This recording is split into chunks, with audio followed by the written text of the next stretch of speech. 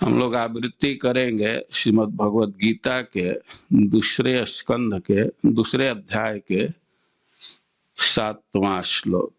भगवद गीता अध्याय 2 श्लोक 7। ओम नमो भगवते वासुदेवाय।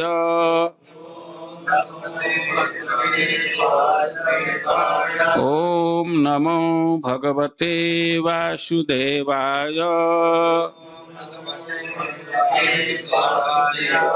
ओम नमो भगवते वासुदेवाय।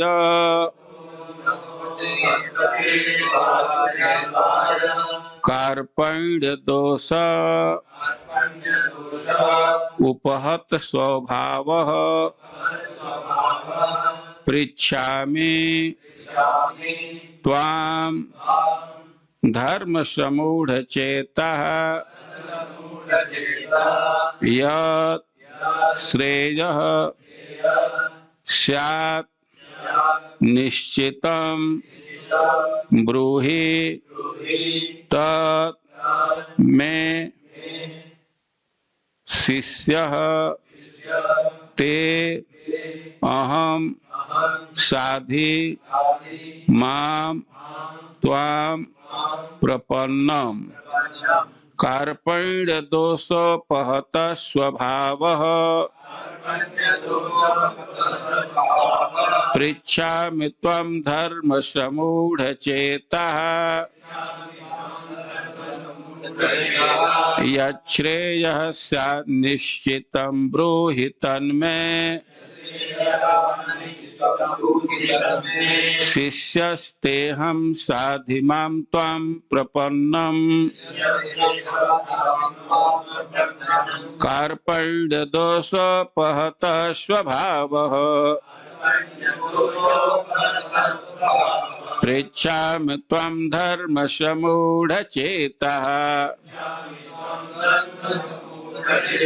यच्छ्रेयः स्यात् निश्चितं ब्रूहि तन्मे शिष्यस्तेऽहं साधि मां त्वां प्रपन्नम्। कार्पण्य दोषोपहत स्वभावः पृच्छामि त्वां धर्म समूढ़ चेतः यच्छ्रेयः स्यात् निश्चितं ब्रूहि तन्मे शिष्यस्तेऽहं साधि मां त्वां प्रपन्नम्।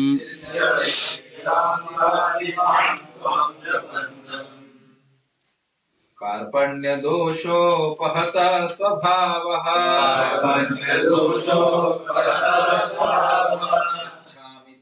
पृच्छामि त्वां धर्म सम्मूढ़ चेतः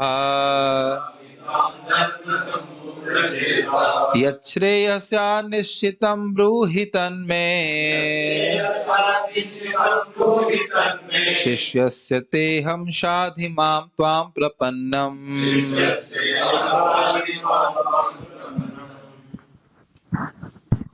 कार्पण्य दोषोपहत स्वभावः पृच्छामि त्वां धर्म सम्मूढ़ चेतः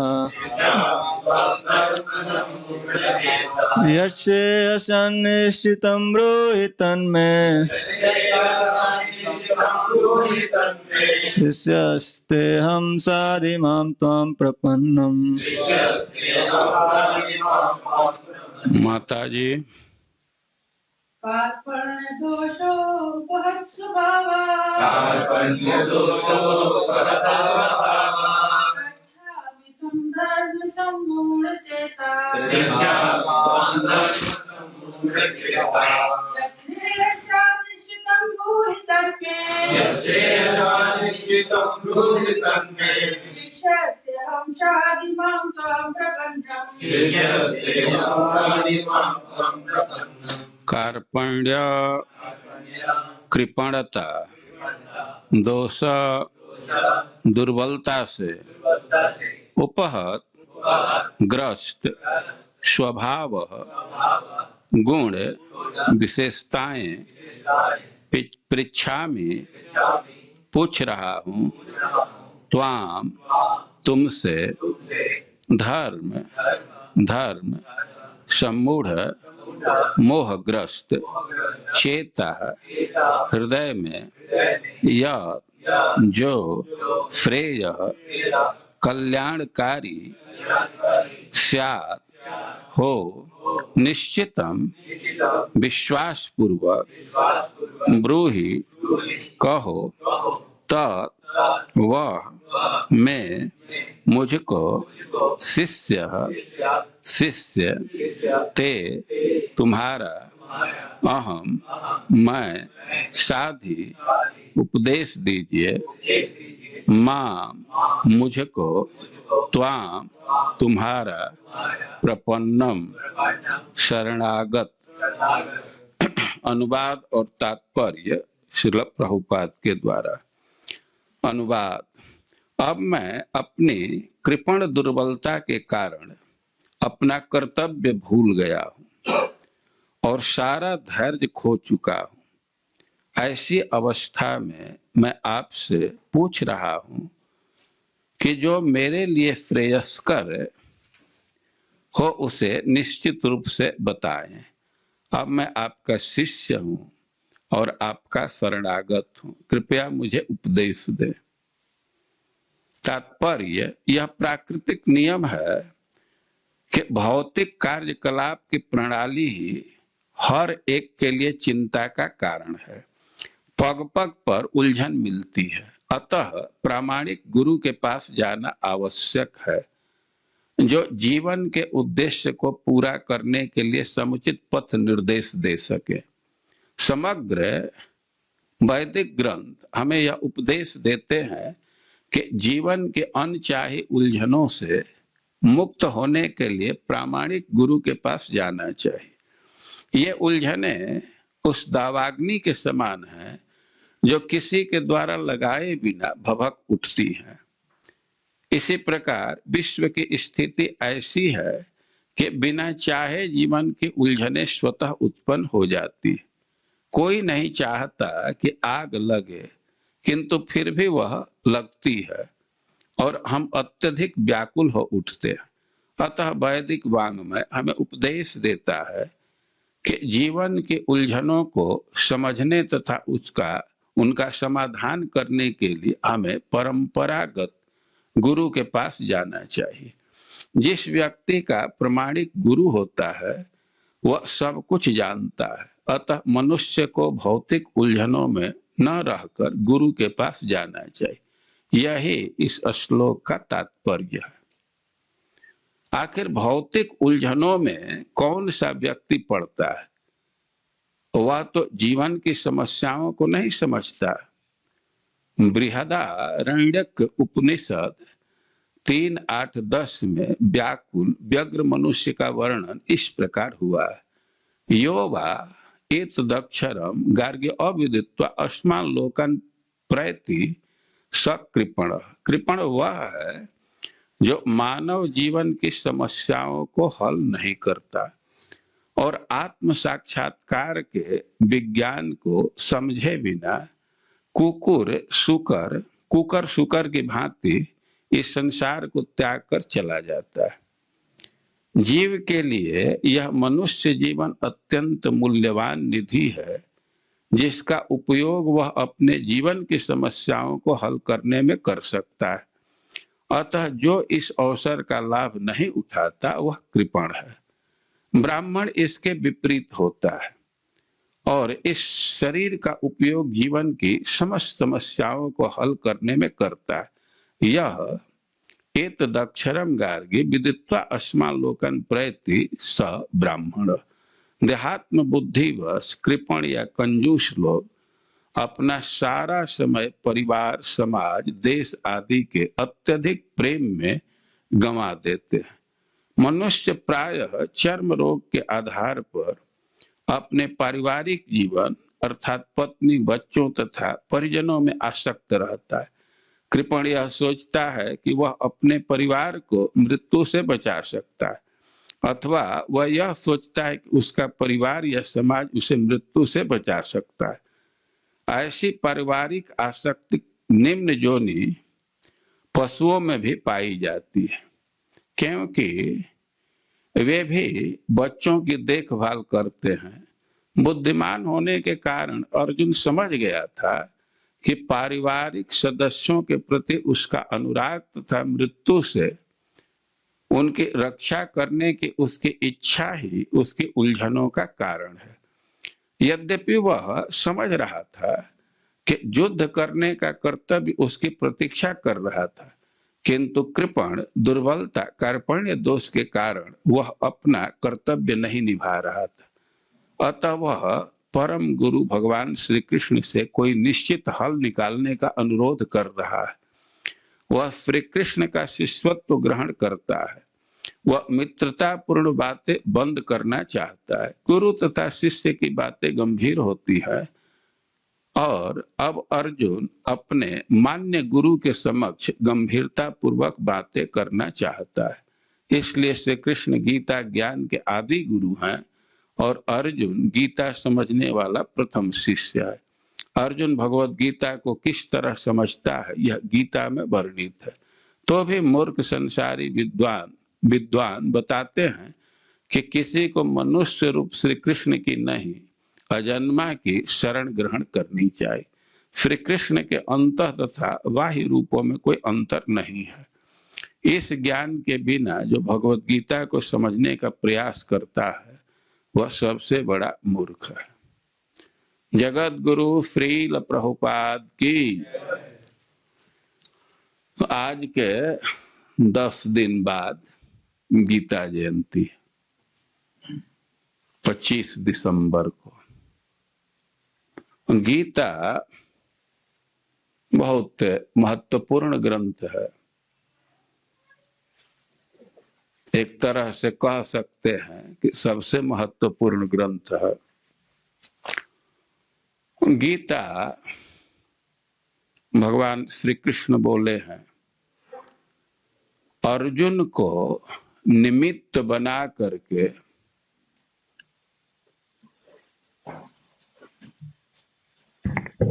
सारे संसार को ज्ञान देने के लिए भगवान गीता का उपदेश किए। अर्जुन को निमित्त बनाए। आप गीता के प्रथम अध्याय पर विचार करेंगे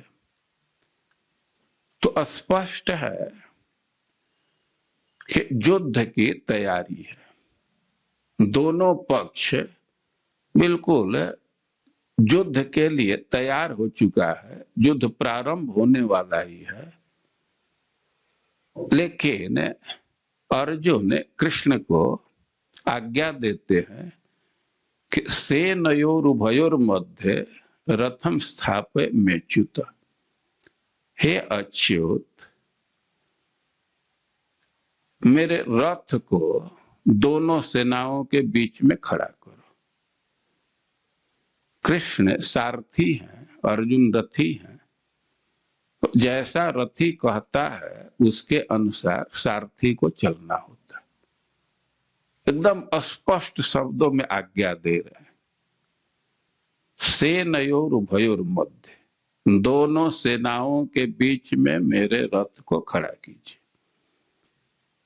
अभी इसकी क्या जरूरत पड़ गई? तो कह रहे हैं कि जावत, जिससे मैं दोनों सेना को देख सकूं। कैर मया सहजोधव्यम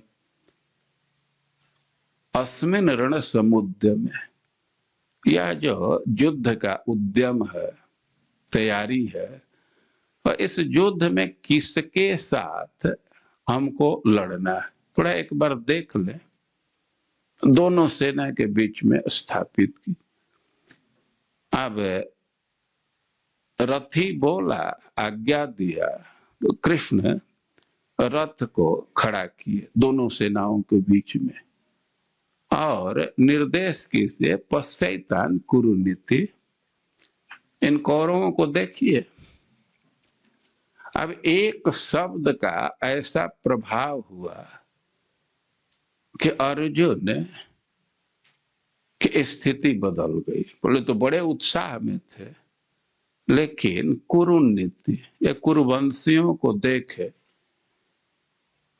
कुछ महानुभाव कहते हैं कि भगवान का एक शब्द जादू जैसा कार्य किया और उन्हीं के शब्द से अर्जुन के हृदय में मोह का संचार हो गया। आए थे युद्ध करने के लिए और युद्ध के खिलाफ प्रवचन प्रारंभ कर दिए। बहुत बहुत तर्क दिए हैं, युद्ध का अनौचित्य स्थापित कर रहे हैं कि ना, युद्ध करना ठीक नहीं। क्यों ठीक नहीं है? अरे कि अपने स्वजन मार दिए जाएंगे, और स्वजन में भी पूजा हार अरिसूदन संबोधित कर रहे हैं कि आप भी तो युद्ध करते हैं, दुश्मन से युद्ध करते हैं ना, कि अपने बाप दादा का वध करते हैं, कि सांदीपनि मुनि का वध करते हैं, अपने गुरु का वध करते हैं, और इस सूदन शत्रु का दमन करते। ये सामने भीष्म खड़े हैं, द्रोण खड़े हैं, पूजार, इनको तो इनकी तो पूजा होनी चाहिए। अब बाण कैसे चलाएंगे? और परिणाम पर भी विचार किया जाए, और युद्ध का परिणाम अच्छा नहीं दिख रहा है। कोई एक तर्क दे रहा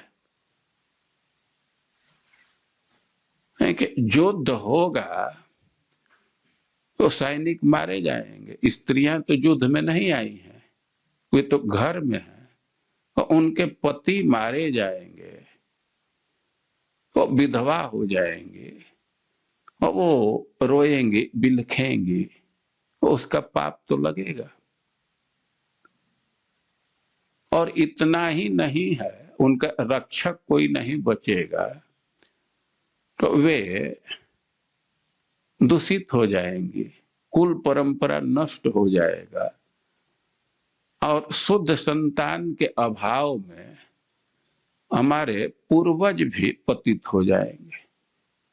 तो वर्तमान में भी बड़ा ये कष्टदायी है, और इसका भविष्य में भी बुरा फल होगा। केवल हम लोगों के लिए दुखदायी नहीं है, हमारे पूर्वजों को भी इससे कष्ट होगा। और कह रहे हैं कि कदाचित हमें विजय मिल जाए तो कोई सुख तो अनुभव होगा नहीं। भाई कोई सुख का अवसर है तो व्यक्ति अपने परिवार के साथ उसको भोगता है, तो कोई परिवार में बचेगा नहीं तो किसके साथ मैं राज्य भोगूंगा? तो रक्त रंजित राज्य से अच्छा तो हमें लग रहा है कि भिक्षा मांग करके जीवन व्यतीत किया जाए। रक्त से सना हुआ राज्य की अपेक्षा भिक्षाटन करना मैं श्रेयस्कर समझता। और ऐसे वे प्रवचन कर रहे थे, और मानो कृष्ण कहे तो ठीक है, तो विचार कर लिए ना, व्रत को लौटाऊं। तब कह रहे हैं कि ना, कार्पण्य 275 स्वभाव। हे कृष्ण, मैं कार्पण्य दोष से बाधित हूं, और धर्म समूढ़ चेता अपने कर्तव्य के विषय में मोहित हो रहा। यह श्रेय निश्चितम ब्रूहितन में। अब जैसे हमारा कल्याण हो, हमारा किसमें मंगल है, इसको आप बतलाओ। शिष्यस्ते, मैं आपका शिष्य हूं, साधिमाम, हमको शिक्षा दीजिए, हम आपके प्रपन्न हैं। तो अर्जुन कृष्ण से प्रार्थना कर रहे हैं अपने कर्तव्य के निर्धारण के लिए। तो एक तरह से देखा जाए तो गीता मनुष्य के कर्तव्य का निर्धारण करता है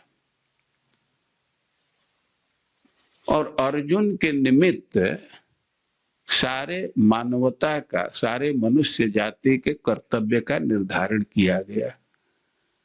अब अर्जुन की क्या स्थिति है जो अपने से व्यक्त कर रहे हैं, कह रहे कार्पण्य दोषोपहत स्वभाव। कार्पण्य दोष से हमारा स्वभाव बाधित हो रहा है, उपहत हो रहा है, मारा जा रहा है। ये कार्पण्य दोष क्या है? कृपण, कृपण के भाव को कार्पण्य कहा जाता है। कृपण किस व्यक्ति को कहा जाता है? कृपण मतलब कंजूस। कृपण का दो अर्थ है। कृपण मतलब लाचार, दीनहीन, और कृपण मतलब कंजूस। आप शरणागति का लक्षण पढ़ते हैं, 6 लक्षण, तो आत्मनिक्षेप कार्पण्य, अपने को हीन समझना, भगवान के सामने गिड़गिड़ाना। यह भक्ति रसामृत सिंधु में आप लोग पढ़े, व्यवहार्य कार्पण्य। व्यवहार में बहुत कृपण नहीं होना चाहिए, मतलब बहुत गिड़गिड़ाना नहीं चाहिए, बहुत दीनहीन नहीं प्रदर्शित करना चाहिए। तो एक कृपण का अर्थ है दीनहीन हो जाना, लाचार हो जाना, और एक कृपण का अर्थ है कंजूस। तो दोनों अर्थ फिट बैठता है। कार्पण्य दोषोपहत स्वभाव। अर्जुन बहुत कृपण हो गए। अर्जुन के यह स्थिति थी कि जलन महसूस कर रहे हैं, ओठ सूख रहा है, थर थर कांप रहे हैं, पसीना छूट रहा है। कितनी बुरी स्थिति हो गई। अर्जुन की यह स्थिति है कि खड़ा नहीं रह सकते। तो यह कार्पण्य है। और दोष, इसके मूल में कारण क्या है? ममता, यानी कि दो के चलते उपहत स्वभाव, हमारा स्वभाव बदल गया। जो क्षत्रिय का स्वभाव है वो बदल गया। या दूसरे अर्थ में इसको लें कि कार्पण्य दोषोपहत स्वभाव, कि हमारा स्वभाव बदल गया। क्षत्रिय है, वो क्षत्रिय का स्वभाव है शौर्य, लेकिन ये बदल गया। तो अर्जुन की स्थिति बदल गई है, कृपण हो गए। ये कंजूस के अर्थ में इस शब्द को ग्रहण करें, और कंजूस उस व्यक्ति को कहा जाता है कि जिसके पास संसाधन है और उसका उपयोग नहीं कर रहा है। जिसके पास पैसा नहीं है और कुछ खरीद नहीं रहा है, तो उसको दरिद्र, गरीब कह सकते हैं। वे पैसा है ही नहीं है तो अब कैसे खरीदेंगे? अब जाड़ा का दिन है, फिर भी कुछ कपड़ा भी नहीं खरीद सकते। भूख लगी है लेकिन कुछ खा नहीं सकते। लेकिन कृपण का अर्थ दूसरा, जिसके पास पैसा है और फिर भी खर्चा नहीं करता है, तो उसको कृपण कहते हैं। बहुत लोग इस संसार में है कि पैसा है, पर्याप्त पैसा है, लेकिन खर्चा नहीं करते। हम तो ऐसे ऐसे कृपण को जानते हैं कि कुछ पैसा खर्चा करने से अधिक पैसे की प्राप्ति होगी, लेकिन अपने स्वभाव के चलते वो पैसा नहीं खर्चा करते। एक व्यक्ति थे, तो खेत में खाद उद नहीं डालते थे, है बैंक से निकाल कर खेत में ले जा करके फेंकेंगे।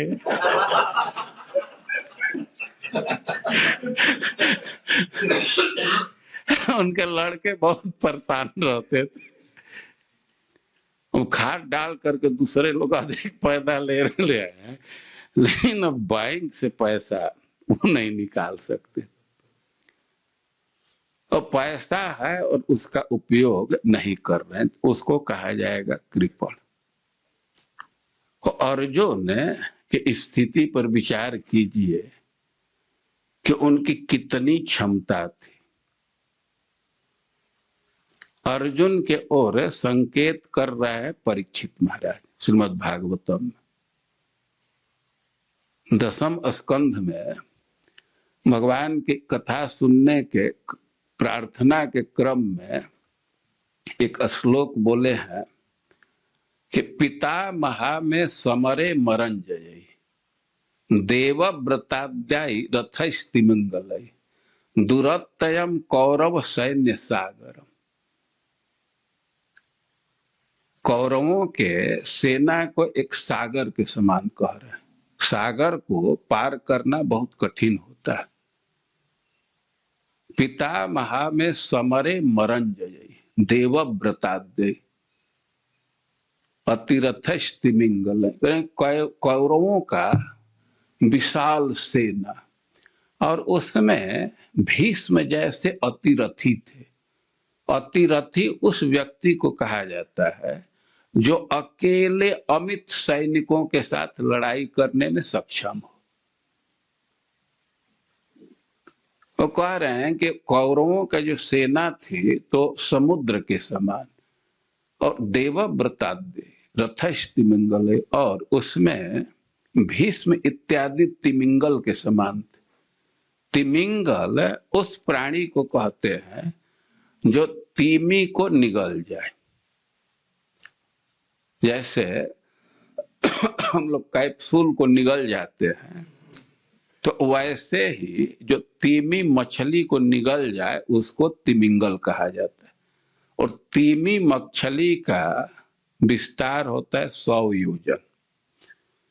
100 योजन मतलब 1200 किलोमीटर।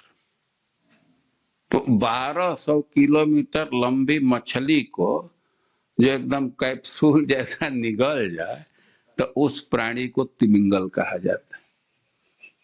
अब उसको देख करके तो बहुत भय लगेगा ना, कि भीष्म इत्यादि उस कौरव सैन्य रूप समुद्र में तिमिंगल के समान थे। और पितामह में समरे मरंजयी, जो देवताओं को भी जीत सकते थे। लेकिन हमारे पितामह, हमारे दादा अर्जुन कृष्ण का आश्रय लेकर के उस सेना को पार कर गए। तो कोई कल्पना की बात नहीं कर रहे। कोई एक अवसर आया है कि अर्जुन अकेले बड़े बड़े महारथियों को, अतिरथियों को पराजित कर दिए। खास करके एक बार की घटना है कि एक तरफ पूरा कौरव सेना और एक तरफ अर्जुन अकेले, और सबको परास्त कर दिए। आप लोग कथा जानते हैं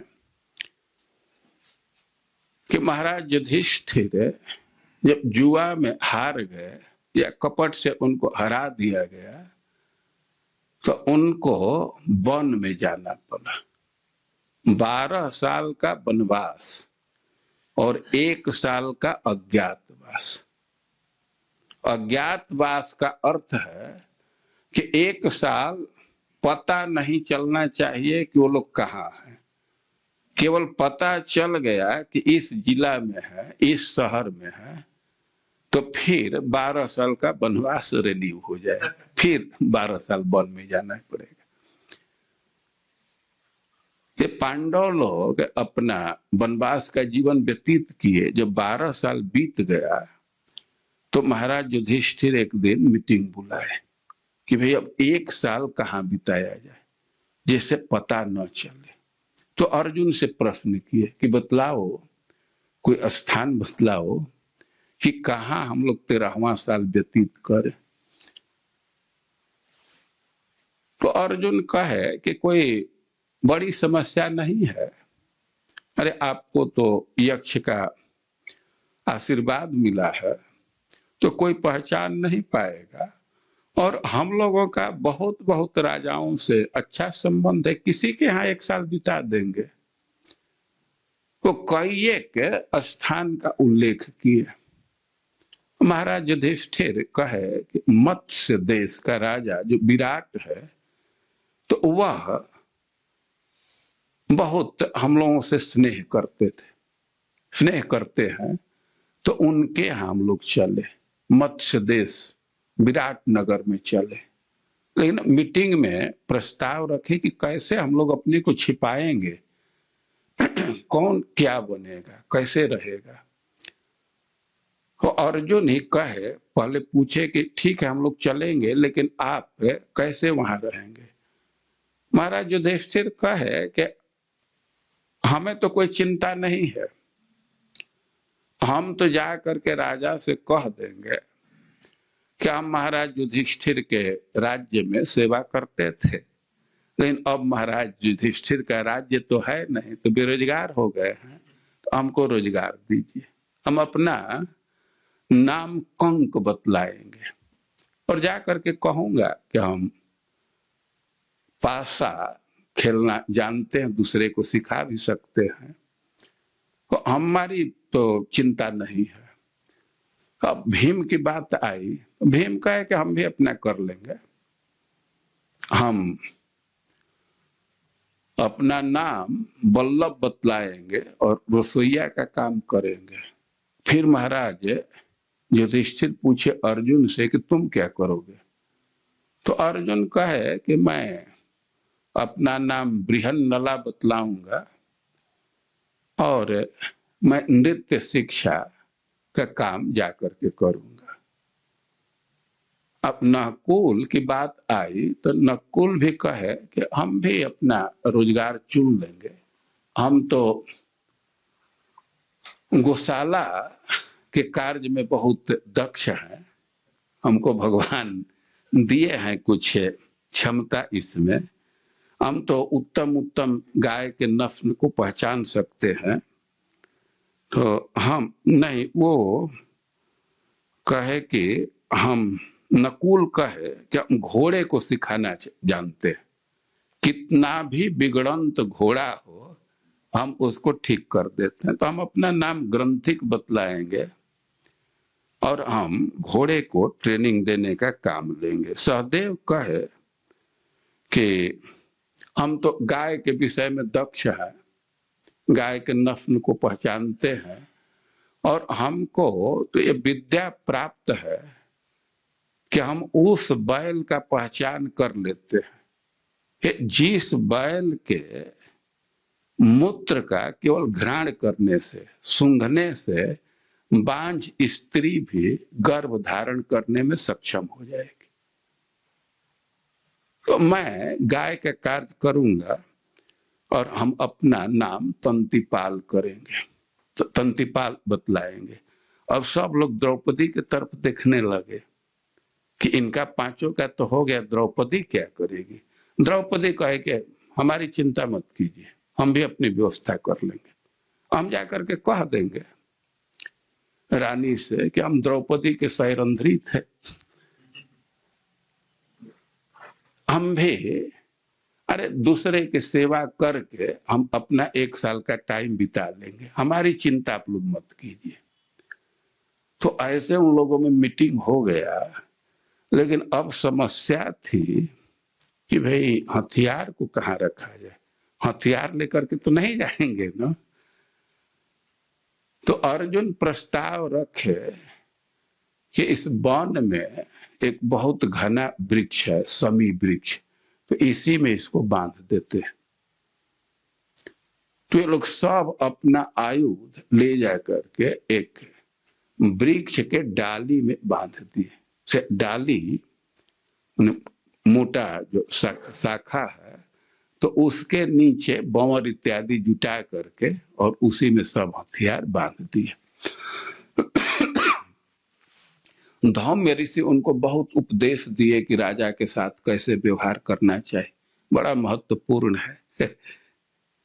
उसमें एक दो बातें याद आ रही, कह रहे हैं कभी भी राजा के बराबर आसन पर मत बैठिएगा, और राजा कुछ प्रस्ताव दे तो उसका विरोध मत कीजिएगा।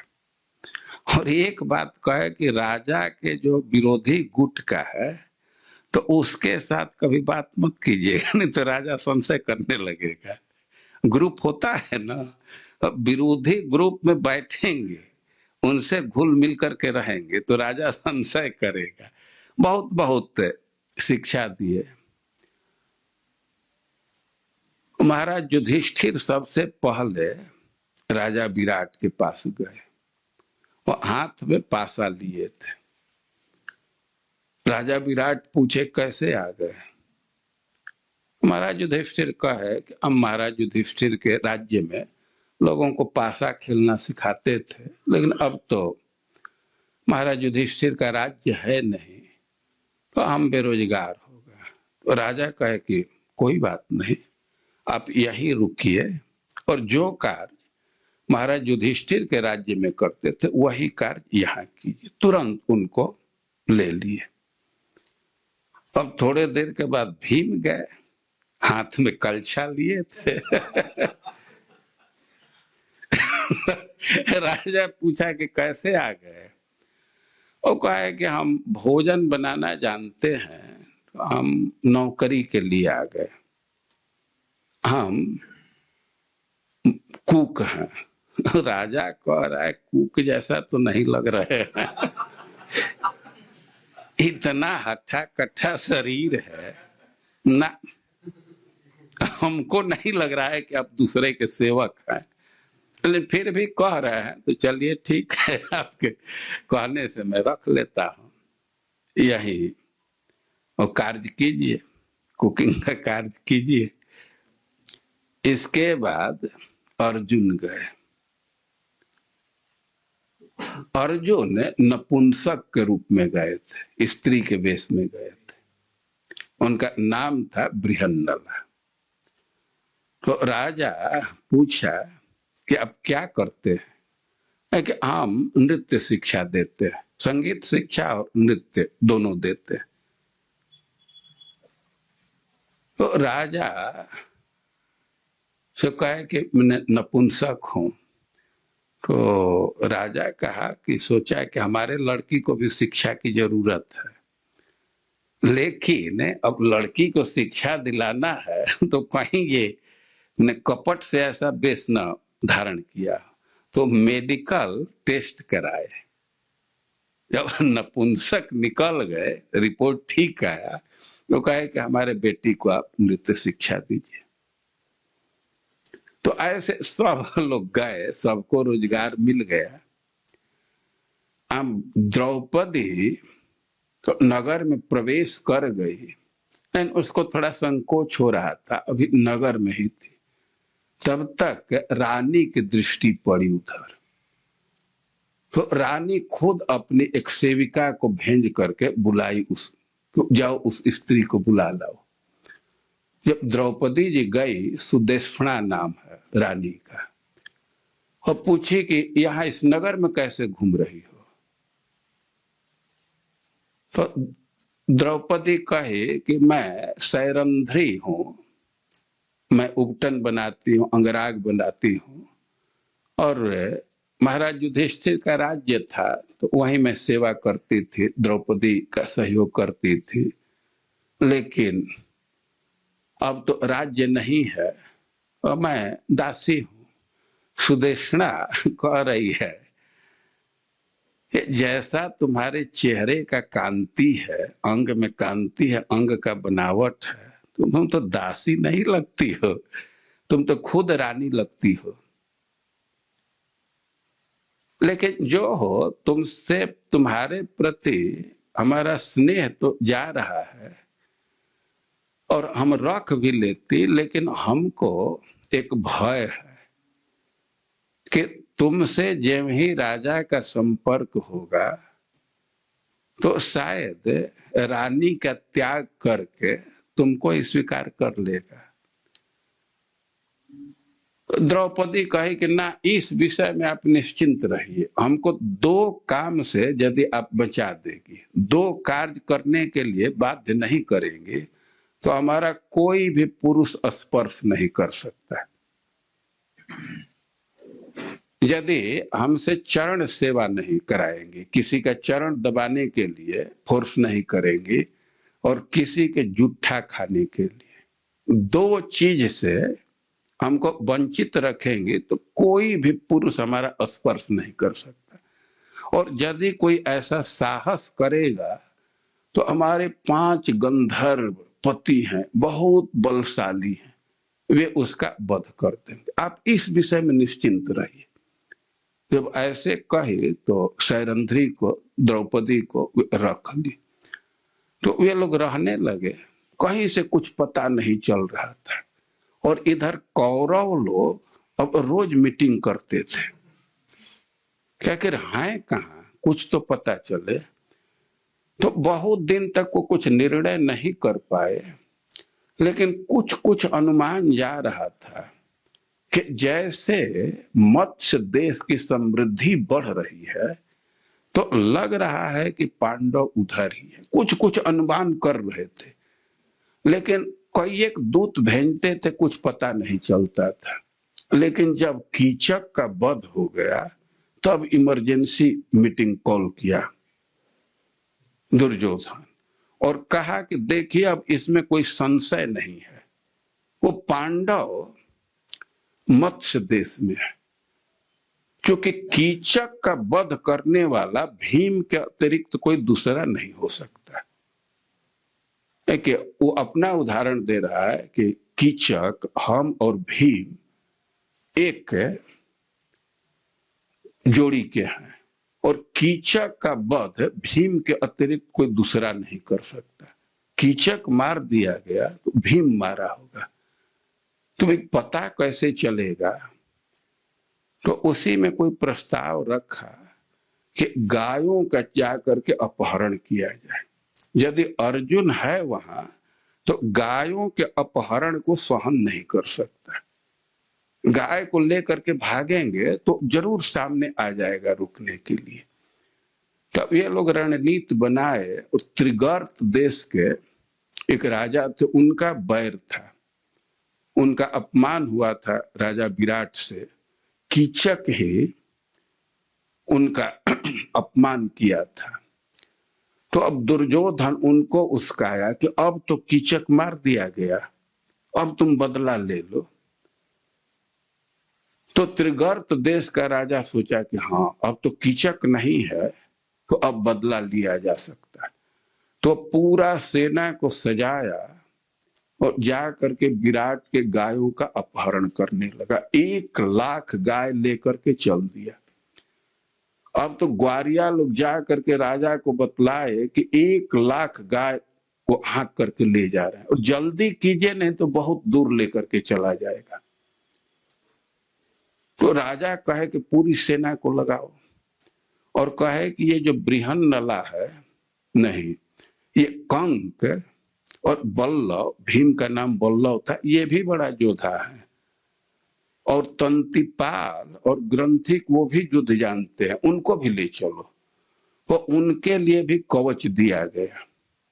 तो राजा की सारी सेना और महाराज युधिष्ठिर, भीम, नकुल, सहदेव सब गायों के रक्षा के लिए निकल गए। सब लोग गए, और बहुत तेजी से जा रहे थे, लेकिन फिर भी गायें दूर निकल गई थी। तो इनको बहुत दूर जाना पड़ा, सूर्यास्त हो गया। अब इस अवसर को देख करके दुर्योधन अब दूसरे कोण से, दूसरे दिशा से आक्रमण किया। पूरा कौरव सेना को लेकर के आक्रमण कर दिया। अब स्थिति समझ रहे हैं ना? पूरा राज्य की शक्ति, सेना सब त्रिगर्त के सैनिक से लड़ने के लिए, गायों को लौटाने के लिए चला गया। अब तो वो गायों को हाँकने लगे, 60,000 गाय लेकर के निकले। अब तो ग्वारिया रुकने का प्रयास किए, लेकिन अब ग्वारियों का क्या चल रहा है, कौरव सेना के सामने तो बहुत घायल हुए, लेकिन फिर भी वे रथ पर चढ़े और सीधे रथ ले जाकर के राज दरबार के सामने खड़ा किए, और जब तुरंत कूद करके अंतःपुर में प्रवेश किया, और उस समय राजा का पुत्र स्त्रियों के साथ था। अब इमरजेंसी था तो सीधे अंतःपुर में चला गया और कहा कि देखिए जल्दी कीजिए, आप पर राज सौंप करके गए हैं राजा, नहीं तो 60,000 गायें लेकर के भाग रहे हैं और देर होने पर बहुत दूर लेकर के चले जाएंगे। अब उत्तर कुमार कहने लगा, एक गाय हाँक करके ले जा रहे हैं, लेकिन हम तो उनको रोक लेते, लेकिन एक सारथी चाहिए, कोई सारथी मिल जाए तो हम तो एकदम अर्जुन जैसा पराक्रम दिखाएंगे। केवल हमको सारथी चाहिए कि रथ को उनके सेना के भीतर घुसा दे। उस सेना के भीतर घुसा देगा तो मैं तो अपने धनुष से वैसे तहस नहस कर दूंगा, वैसे दहशत फैला दूंगा जैसे अर्जुन फैला देते हैं। लेकिन एक सारथी चाहिए। वो बार बार अर्जुन का नाम ले रहा था। अब शैलेंद्री को सहन नहीं हुआ, वो धीरे से निकली और जा करके उत्तर कुमार से उत्तर से कही कि अरे जो बृहन्नला है ना, जो नृत्य सिखाता है, तो वह पहले अर्जुन का रथ भी हाँका है। वो केवल नृत्य ही नहीं जानता है, बहुत अच्छा सारथी भी है। तो आप लोग कहेंगे तो सारथी का काम कर देगा। जब ऐसे प्रस्ताव किए तो सीधे उत्तरा को ही भेजा गया कि जल्दी से अपने टीचर को बुला लाओ। वो जा करके कहे कि बहुत इमरजेंसी हो गया और रथ हाँकना है। अर्जुन तैयार हो गया, ये ठीक है। अब रथ लेकर के चले। अब उत्तर कुमार कह रहा था कि आप यदि तेजी से रथ हाँकिएगा कि जल्दी उनको पकड़ लिया जाए, बहुत दूर न जाए, और रथ आप घुसा दीजिएगा सेना के अंदर तो हम तो सबको तहस नहस कर देंगे, अर्जुन के समान पराक्रम दिखाएंगे। तो अर्जुन तो बहुत तेजी से रथ हाँक के रथ वहां नजदीक पहुंचा तो विशाल सेना को देखा। अब सेना को केवल देख करके, उनके आयुध को और सैनिकों की संख्या देख करके उत्तर कुमार कहने लगा कि ना ना, हम युद्ध नहीं करेंगे, हमारे बस की बात नहीं है। अर्जुन कहने लगे, कार्य आप क्षत्रिय हैं ना, इतना घबरा गए, स्त्रियों के सामने इतना फोकस बांध करके आए, अब लौट करके जाएंगे तो बड़ा बेइज्जती होगी। उत्तर कुमार कह रहा है, जीवन रहेगा तो फिर जस कभी लौट जाएगा, हम युद्ध नहीं करेंगे, और सीधे रथ से कूद करके भाग गया। वो रथी था, अर्जुन रथ हाँक रहे थे तो रथ रोके भी अर्जुन नहीं, और तब तक वो चलते रथ से कूद गया। लेकिन अर्जुन रथ से कूदे दौड़ करके उसका बाल पकड़ कर कहे कि ना, लौट करके नहीं जाना है, आप युद्ध नहीं करेंगे, रथ हाँकिए, केवल सारथी का काम कर देंगे तो हम युद्ध करेंगे। तब इतना कहे तो तैयार हुआ कि सारथी का काम कर देंगे। तब वो रथ ले करके अर्जुन उसी समी वृक्ष के नीचे गए जहां हथियार बांधे थे। अब हथियार देखा तो कहे कि तो पांडवों का हथियार लग रहा है, अर्जुन और भीम का ये सब हथियार यहाँ कहाँ से आ गए, वो लोग कहाँ हैं? एक गदा भीम का लग रहा है, धनुष अर्जुन का है, तो हथियार यहाँ वे लोग कहाँ गए? तो अर्जुन कहे कि मैं ही अर्जुन हूं। और वो भी चारों इधर ही थे।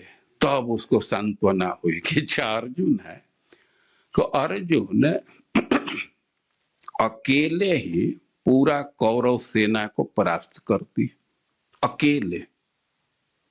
तो उनके पराक्रम को समझ रहे हैं ना। अर्जुन के गांडीव के टंकार को सुन करके शत्रु लोग रास्ता खाली कर देते थे, ये पराक्रम था। लेकिन उसी अर्जुन की क्या स्थिति है यार कि थर थर कांप रहे हैं, खड़ा तक नहीं रह सकते। शत्रुओं को पराजित करने की बात तो दूर है, अपने शरीर को संभालने में असक्षम थे। तो कार्पण्य समझ में आ रहा है ना, उतना क्षमता है लेकिन उपयोग करने के लिए अब नहीं कर रहे थे। तो इसी बात को कह रहे हैं कार्पण्य 275 स्वभाव। ये कार्पण्य दोष से हमारा स्वभाव एकदम बदल गया, ग्रसित हो गया। अब कोई शौर्य नहीं है, कोई तेज नहीं है, और अपने कर्तव्य के विषय में भी हम मोहित हो रहे हैं।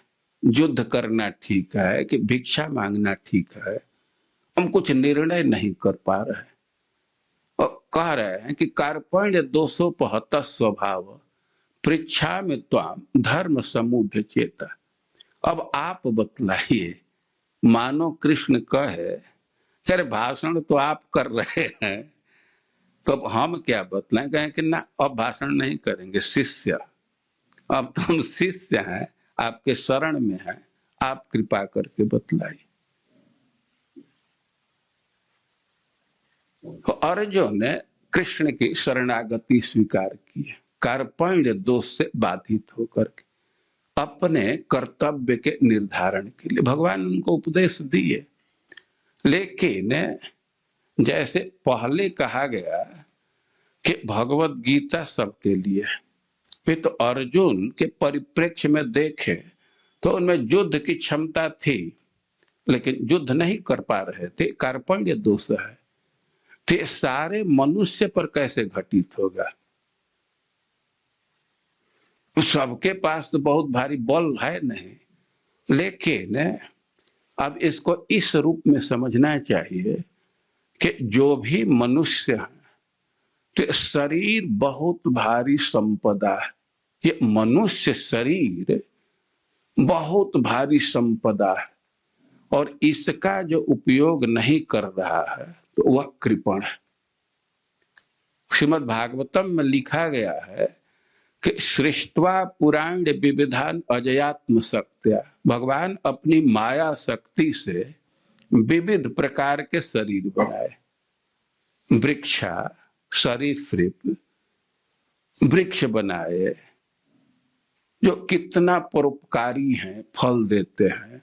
पक्षी बनाए जो उड़ते रहते हैं, रेंगने वाले बनाए, जलचर प्राणी बनाए, विविध प्रकार के रचना के। कोई उड़ सकता है, कोई तैर सकता है, लेकिन तैतै रतुष्ट हृदय, भगवान को संतुष्टि नहीं हुई। एक एक से सृष्टि कर रहे थे लेकिन उसे संतुष्ट नहीं हुई। जब मनुष्य शरीर की रचना किए तो मुदम अवाप, भगवान को प्रसन्नता हुई। क्यों प्रसन्नता हुई?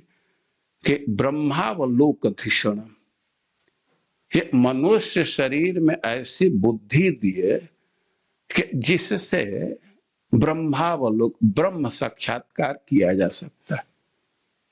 तो बहुत बहुत शरीर है, उसकी बहुत बहुत विशेषताएं हैं, लेकिन सबसे श्रेष्ठ मनुष्य शरीर है क्योंकि इसकी विशेषता है कि इस शरीर से भगवान का दर्शन किया जा सकता है, भगवत प्राप्ति किया जा सकता है।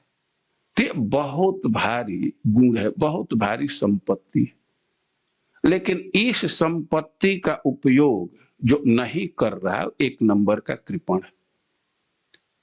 जो मनुष्य शरीर प्राप्त करके और केवल परिवार चलाने में लगा हुआ है, तो जो उसको विशेष संपदा है, विशेष सुविधा, उसका तो उपयोग कर नहीं रहा है। परिवार का भरण पोषण तो कुत्ते बिल्ली भी कर लेते हैं, तो कर लेते हैं।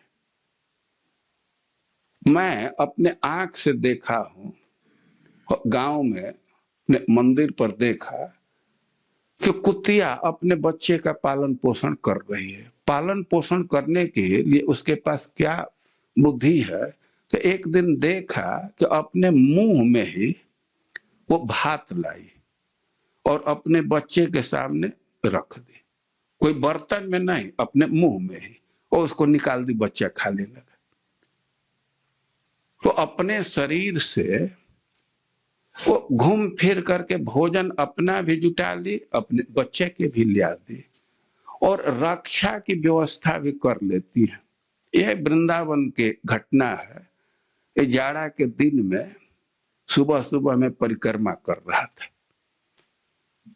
एकदम सुबह सुबह था, हमको पेशाब करना था, तो 2 जगह ईंटा सजा करके रखा गया था, तो मैं सोचा कि वहीं ओट में छिप करके पेशाब कर लूंगा। उधर गया तब तक एक कुतिया गुर्रा रही है मैं बैठने वाला तो गुर्राने लगे कि ये कैसे। तब तक देखा कि वहां उसके कुछ बच्चे हैं। तो देखिए, जाड़ा का दिन है, धुंध पड़ रहा था, लेकिन बच्चों की व्यवस्था के लिए स्थान चुन ली थी। ईंटा के दोनों तरफ से ईंटा था, बीच में कुछ पुआल उवाल ला करके बच्चों को सुरक्षित कर ली। तो जो कुत्ते बिल्ली हैं वे भी अपने परिवार का पोषण कर रहे हैं, और मनुष्य भी अब उसी काम में अपने जीवन को बिता दे तो उसको जो प्रिविलेज है, विशेष चीज दिया गया है, तो उसका तो उपयोग किया नहीं। और ये उपनिषद का मंत्र है, उपनिषद से उद्धरण दे रहे हैं प्रभुपाद जी कि कृपण की यही परिभाषा है कि मनुष्य शरीर पाए और अक्षरम अविदित्वा, आत्म साक्षात्कार नहीं किए और इस लोक से चल गए, कृपण। और कृपण है कि यही परिभाषा है कि भगवत साक्षात्कार के लिए प्रयास नहीं कर रहे हैं तो 1 नंबर के कृपण। भले ही दिन भर ऑफिस में काम करते रहे और कुत्ते बिल्ली का काम कर रहे हैं। जो लोग दिन भर परिश्रम कर रहे हैं, किस लिए? परिवार का भरण पोषण करने के लिए, अपने बच्चों के भरण पोषण करने के लिए, स्त्री पुत्र के भरण पोषण के लिए। तो ये सब काम कुत्ते बिल्ली भी कर लेते हैं।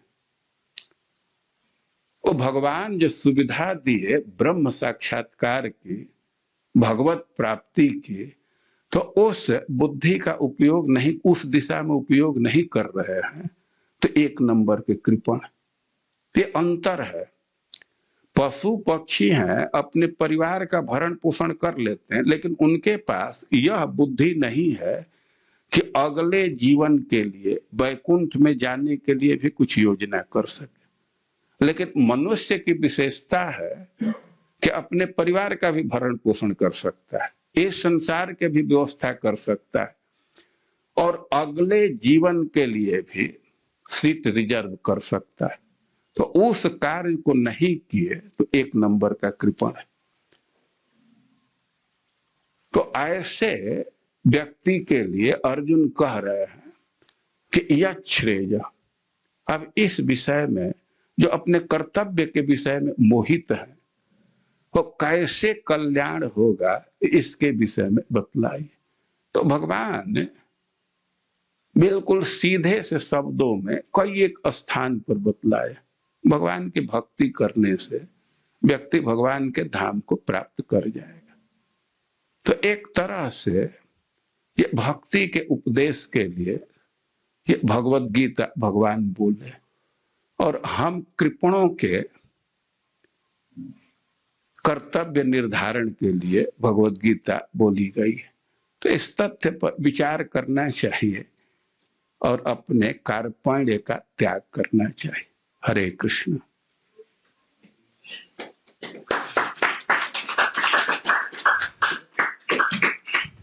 बहुत बहुत धन्यवाद महाराज जी, अपना अच्छा प्रवचन हमको कहा। प्राय भक्त लोग इस बात को सुनते भी हैं कि हमें कृपण नहीं होना चाहिए महाराज जी, फिर भी हम देखते हैं जो आपने बताया कि लोग जो है फिर वही घर परिवार की आसक्ति, और सुनेंगे तो कहेंगे भी हाँ, अच्छा प्रवचन हुआ, उसके बाद फिर वही ढाक के 3 पात हो जाता है। तो उसे कैसे उन लोग की हेल्प के संबंध में हम हेल्प कर सकते हैं? गीता पढ़ने को कहना चाहिए। गीता पढ़ेंगे तो समझ जाएंगे। और कोई प्रश्न है? शील प्रभुपाद की जय। हम प्रभुपाद जी महाराज जी का धन्यवाद करेंगे हरे कृष्ण मंत्र बोल करके। हरे कृष्णा कृष्णा कृष्णा हरे हरे, हरे राम राम राम हरे हरे। ठीक है।